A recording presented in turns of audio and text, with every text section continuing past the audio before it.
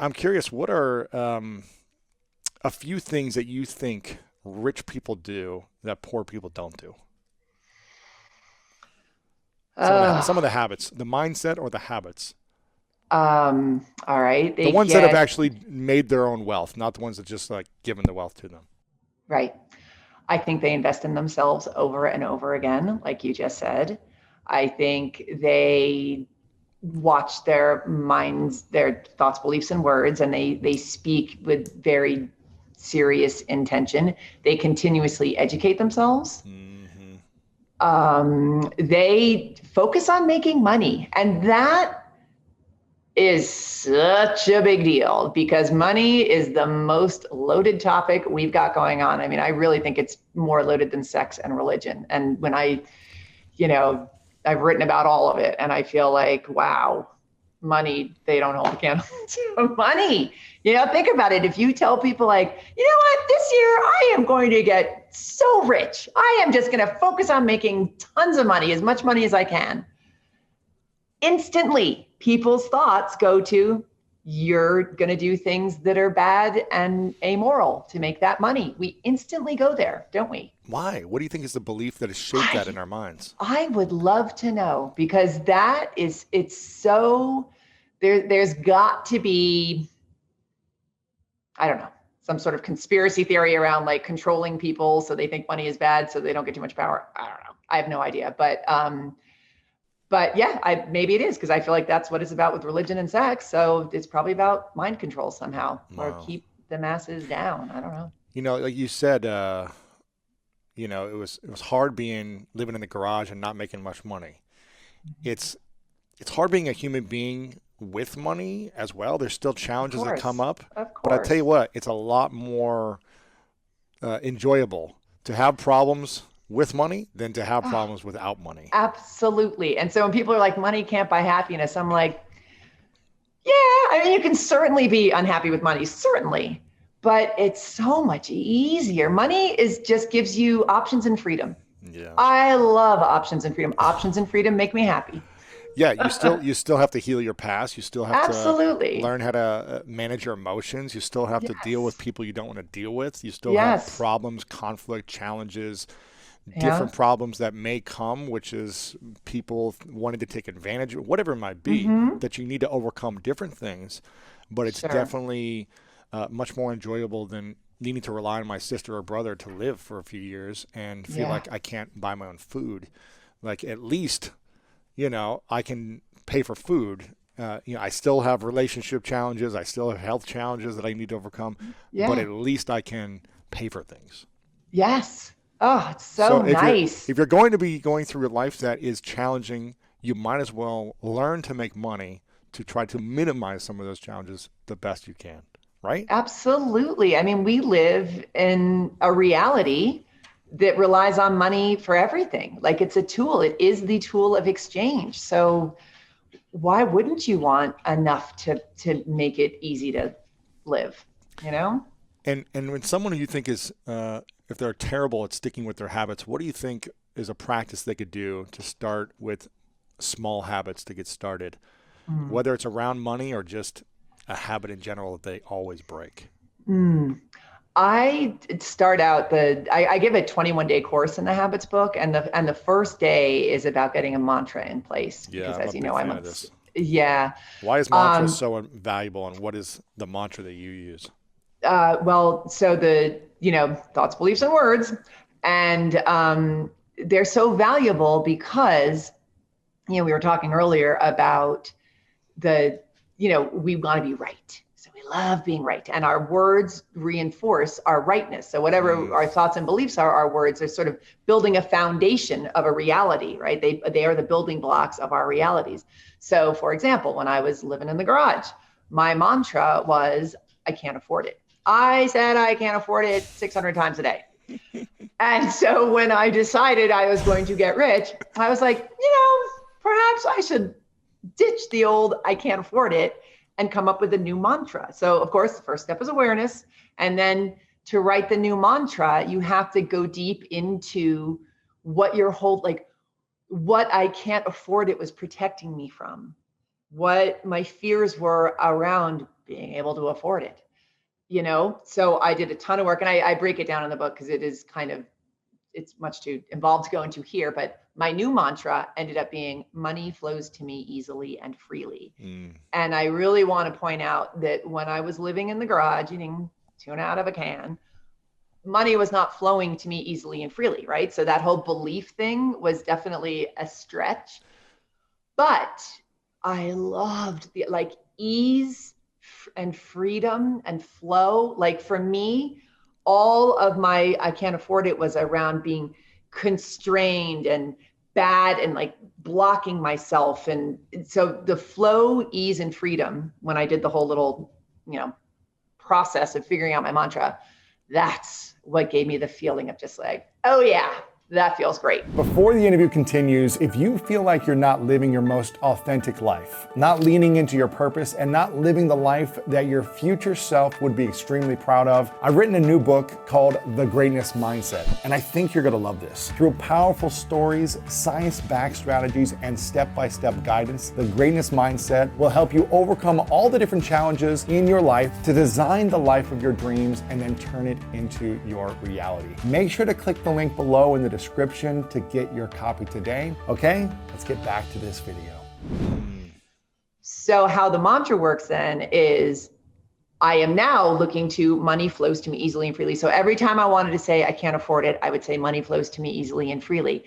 And because I am a human and I still love to be right, I now set about proving that money flows to me easily and freely. See? Instead of proving, look, I'm right, yeah. Right? Interesting. So I'd find $1 on the street. Money flows to me easily and freely. I'd get some crappy freelance writing job. Money flows to me easily and freely. And the other thing it did is it brought into my radar stuff that was always there, but because I was so busy proving I can't afford it, and we are doing this all the time without realizing it, I put on the blinders, because if it didn't fall into I can't afford it, then I couldn't even see it.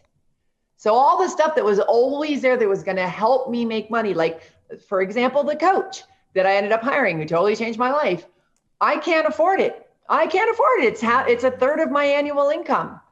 But when I started saying money flows to me easily and freely, I had to hire her because money flows to me easily and freely. So it really kicks your butt in such a great way if you're really serious about it. And if you write a mantra that feels really good, you do not have to believe the mantra at first. That's a really important thing to remember.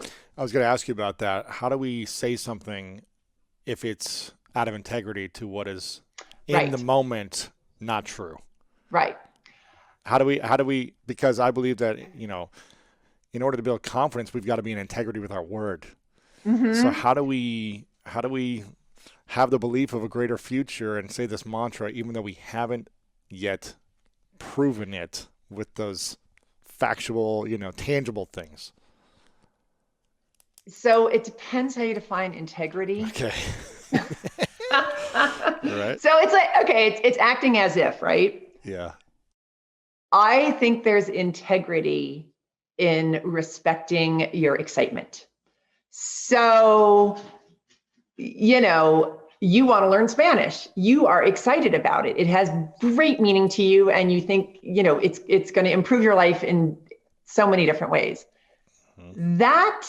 So to walk around being like, I'm great at Spanish, that's not so bad, right? If you're just like, I am great at Spanish. I speak Spanish fluently. I'm great at it.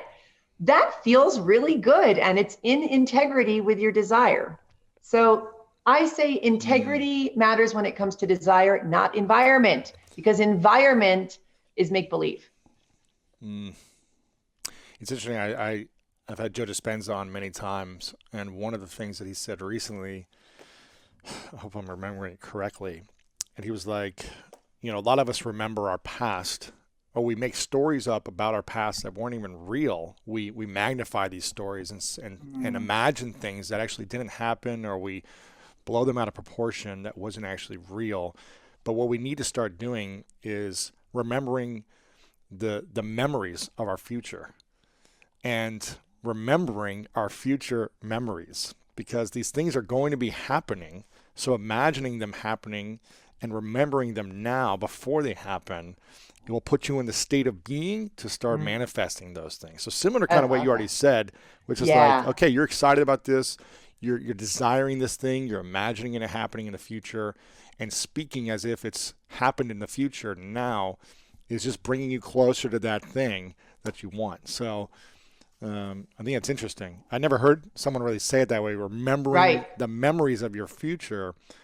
But if we are I really, love that. if we're really, I believe that we're infinite. There's no beginning and end in time wise, and in a spiritual world. And for if something's already, it's going to happen, then it's you've got that experience. You can just connect to that experience that's happening in the future. So I Right. don't know. We're I getting out of love here a it. little bit now, but what do you think is the thing that holds people back the most? Is it the desire to be right about beliefs? Mm. Is it the affection or um,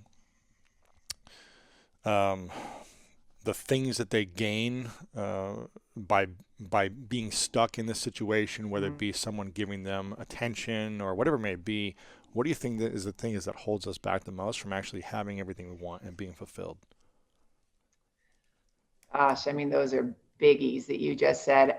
I It's think. this is the school of greatness, Jen. It's not the school of average, you know? I think I'm going to go with abandonment, Bob, for 1,000. I'm going to say abandonment, being abandoned. The fear of being So abandoned. the fear of being abandoned. So I think on a very primal level, especially as babies, if we are abandoned, we die. And being rejected is about being abandoned. Changing your identity, which you have to do in order to change who you're being, right? So the fear of that is abandonment. If you change who you are, the people who love you for who you are right now. And this is honestly, I have yet to do a talk and a Q&A where the question does not come up, where somebody says, what do you do when the people closest to you don't support your growth, right? Most common question ever.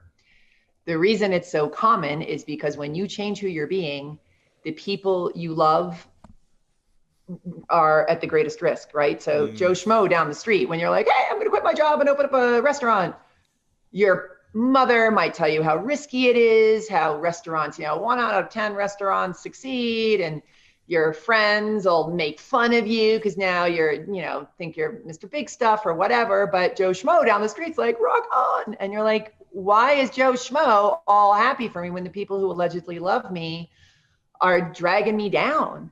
And it's because subconsciously, mostly, they're afraid that you're going to change and they're going to lose you. And you're basically killing off your old identity, who's the person they love, right? And they also, this is also part of it, they're no longer right. And they love to be right. They are right about who you are. And if that changes, and they also love to be right about the fact that you can't do something like that. That's risky and scary. So it's just a mess. But the bottom line is a lot of people they'll stay small. They won't go after their hopes and dreams because they don't want to risk losing the people closest to them. The emotional aspect of everything, that's honestly even more important than the belief at the beginning. Because I believe if you're excited about something, so for example, with my whole money making stuff, that was my big hurdle that I got over that sort of sent me on this trajectory of self-helpery.